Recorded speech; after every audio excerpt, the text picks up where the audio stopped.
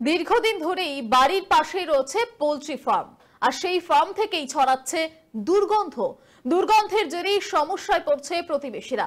বারংবার বলেও লাভ কিছুই হয়নি। অবশেষে পঞ্চায়েতের হস্তক্ষেপে বন্ধ হয়ে যায় ওই ফার্মটি। কিছুদিন বন্ধ থাকার পর ফের শুরু হয় ফার্ম। ওই ফার্ম মালিকের আত্মীয় তৃণমূল ঘনিষ্ঠ হওয়ায় বারংবার জানিয়েও বন্ধ করা যায়নি ওই ফার্ম, এমনটাই কিন্তু অভিযোগ উঠছে। পঞ্চায়েত প্রধান থেকে শুরু করে পুলিশ প্রশাসন ও মন্ত্রী তাদের জানিয়েও বন্ধ করা যায়নি পোল্ট্রি ফার্ম। মঙ্গলবার প্রতিবেশীরা ওই ফার্ম বন্ধ করতে গেলে প্রতিবেশীদের উপর চড়াও হয় ওই পরিবারটি। এমনটাই খবর পাওয়া যাচ্ছে। হাতাহাতিতে পরিণত হয়, অনেকেই আহত হয়েছেন সেই পরিবারের, এমনটাই কিন্তু খবর পাওয়া যাচ্ছে। হুগলির আলিপুর তাঁতিপাড়ায় এই ঘটনায় রীতিমতো চাঞ্চল্য ছড়িয়ে পড়ে এলাকায়। ফার্ম বন্ধের প্রতিবাদ করতে গেলে মেরে মাথা ফাটিয়ে দেওয়া হয় বলে অভিযোগ। ইতিমধ্যে কিন্তু তারা আহত যারা হয়েছেন তারা হাসপাতালে চিকিৎসাধীন। ঘটনাস্থলে পরে পুলিশ এসে পরিস্থিতির সামাল দেয়। কি বলছেন আহত হয়েছেন, ঠিক কি অভিযোগ উঠে আসছে, কি বলছেন তারা, শোনাবো আপনাদের সেই বক্তব্য।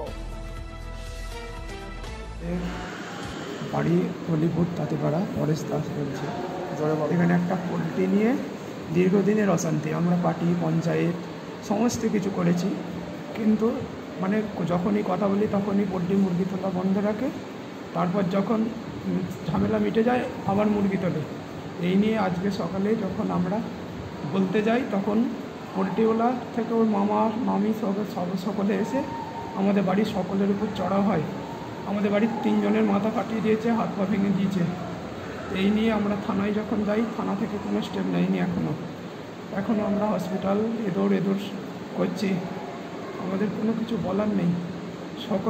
পাড়ার সকলে এখনও মানে কি একদিকেই হয়ে আছে। আর এই মেয়ের মাথা ফাটিয়ে দিয়েছে, আমার বৌদির, আমার দাদার সব মাথা ফাটিয়ে দিয়েছে মেরে।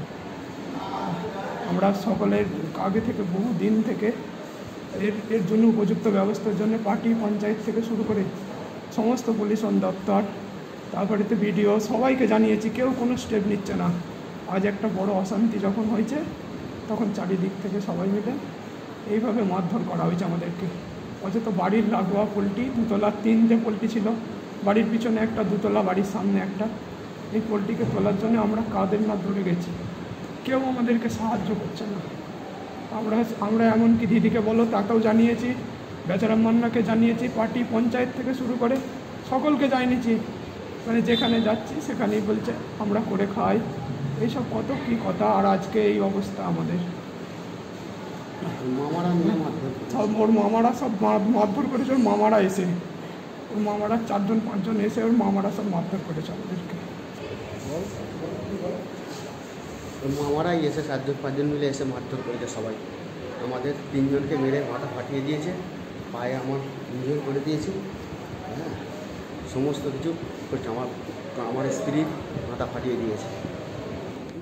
হুগলির এই ঘটনায় ঠিক কি অভিযোগ আপনাদের শোনাচ্ছিলাম। পোল্ট্রি ফার্ম সেটি বন্ধ করার দাবি বারংবার তোলা হয়েছে। শুধু তাই নয়, পঞ্চায়েত থেকে, বিডিও থেকে শুরু করে দিদিকে বলতেও জানানো হয়েছে, পুলিশ প্রশাসনকেও জানানো হয়েছে, কিন্তু কোনো সুরাহা হয়নি। কেন হয়নি? কারণ যারা ওই পোল্ট্রি ফার্মটি তৈরি করেছেন তার আত্মীয়রা কিন্তু তৃণমূল ঘনিষ্ঠ, এমনটাই কিন্তু খবর পাওয়া যাচ্ছে। যার জেরেই এই ঘটনা। এবং আজ যখন ঘটনা হাতাহাতিতে রূপ নেয়, যখন তাদের উপর চড়াও হয়, মারধর করা হয়, ওই পরিবারটির যারা আত্মীয় তারা এসে রীতিমতো তাদের উপর চড়াও হন, মাথা ফাটিয়ে দিয়েছে, কিভাবে তারা হাসপাতালে চিকিৎসাধীন সেই ছবি আপনাদের দেখাচ্ছিলাম। সেখানেও এই ঘটনার পরেও কিন্তু পুলিশ ঘটনাস্থলে আসে, কিন্তু ঘটনাস্থলে আসার পরেও যাদের বিরুদ্ধে এই অভিযোগ, যারা এই মারধরের ঘটনা ঘটালো, তাদের বিরুদ্ধে পুলিশ কোনো ব্যবস্থা নেয়নি, এমনটাই অভিযোগ। শাসক ঘনিষ্ঠ বলেই এই ব্যবস্থা নেওয়া হচ্ছে না বলে অভিযোগ উঠে আসছে। আবারও কিন্তু পুলিশের বিরুদ্ধে একাধিক অভিযোগ আমরা দেখেছি। রীতিমতো একের পর এক ঘটনায় পুলিশের বিরুদ্ধে বারংবার অভিযোগ উঠে আসে। শাসকের যখন বিরুদ্ধে কোনো কথা হয় তখন পুলিশ কেন ব্যবস্থা নেয় না সেই প্রশ্ন উঠে আসে। হুগলির এই ঘটনাতেও কিন্তু সেই একই অভিযোগ পুলিশের বিরুদ্ধে।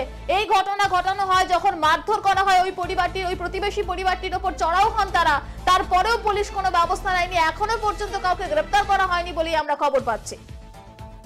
ছেলেকে গায়ে হাত দিয়েছে, এখনো পর্যন্ত কোনো স্টেপ নেওয়া হয়নি। মেয়েরা ফেললা নাকি বাড়ি।